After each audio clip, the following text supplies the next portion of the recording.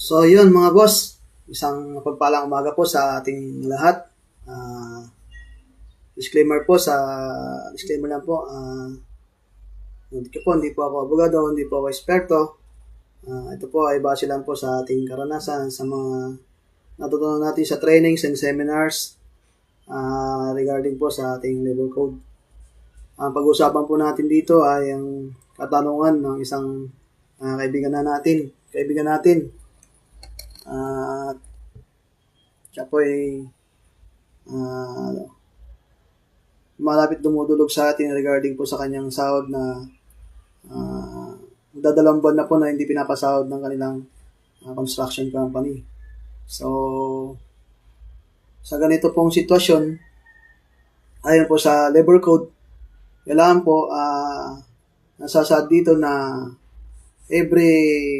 sa loob po ng isang buwan ay papasahod po sila ng twice a month o kinsenas katapusan. Pagka po sila ay nade-delay na po ng ganong sitwasyon o umabot na ng dapat po di sila lalagpas ng 16 days na delayed. Pagka ganun po yung magiging sitwasyon, kausapin niyo po lumapit na po kayo sa inyong HR, tanungin niyo po kung anong problema o sa supervisor niyo. Tapos i-document nyo kung ano po yung reason nila. Ang reason lang po na maaaring tanggap ng isang sa ating batas, ng labor code, ay kung ito talaga ay may problema po. Halimbawa ay nadilubyo. Gaya po ng mga sakuna. Matinding sakuna po na nangyari sa atin at na apektuhan, nadama yung pinagtatrabahuan. So, mga ganung reason po ay maaari po katanggap-tanggap. Pero regarding po sa inilalapit po sa atin ay pati SSS, PhilHealth Pag-ibig daw ay hindi po naguhulog. Nakakalungkot lang po na isipin na minsan talaga may mga ganitong sitwasyon. Yun nga, ilang beses ko naranasan, ilang beses na rin po lumalapit sa akin yung mga manggagawa regarding po sa ganitong pagkukulang po ng mga kontraktor. Nakakaawa po kasi sila. So, kailangan po pag ganitong sitwasyon at iniisip nyo na wala ka nang lalapitan, meron po. Punta po kayo sa pinakamalapit na opisina ng DOLE. Mag-file po kayo kung hindi kayo pinakapakinggan po, pagpunta kayo ng HR at ang sagot po nila hindi po nyo katanggap-tanggap, lumapit na po kayo sa DOLE, pinakamalapit na opisina ng DOLE, at mag-file muna po kayo ng SENA o single approach para po mapag-usapan doon.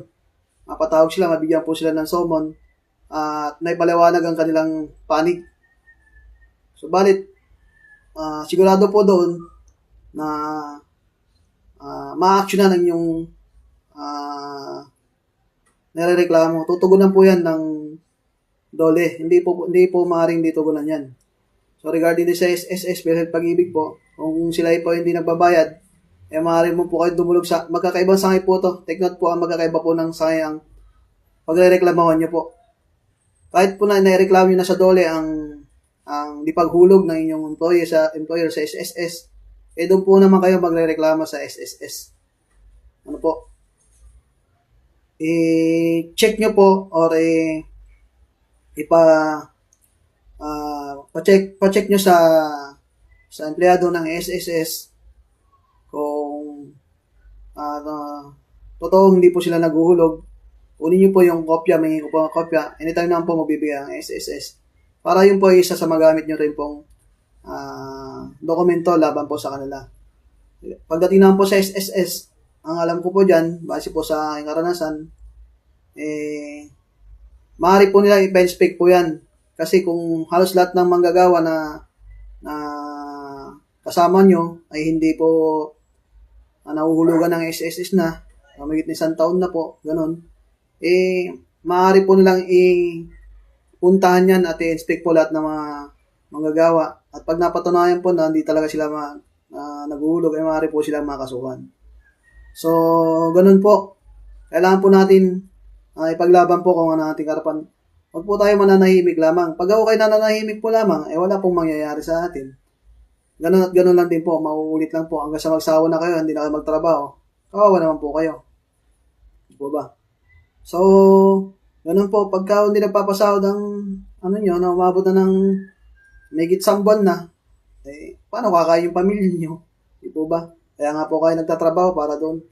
Kasi minsan po may mga, wala na po sa construction. Base po sa karanasan ko, sa mga lumapit sa akin regarding sa construction, hindi naman po sa nilalat ko. Marami po talagang magugulang na kontraktor. Pasintabi na lang po sa inyo. Pero talagang totoo po yan. Marami pong magugulang na mga kontraktor na iniisip lang nila yung pagyaman nila pero hindi naiisip yung mga nasa baba nila. Lalo po napakahirap po ang trabaho ng construction. So, sana naman po, naisip nyo. Kung kayo kaya nasa nakalagayan nila, baka hindi nyo kakayanin. So, yan lang po. Muli po, ako po si Ray Arsadon na lagi pong nagpaalala sa inyo na lagi natin ipaglaban kung ano po yung ating karapan. Ipaglaban po natin kung ano yung tama. Maraming salamat po at God bless po sa ating lahat.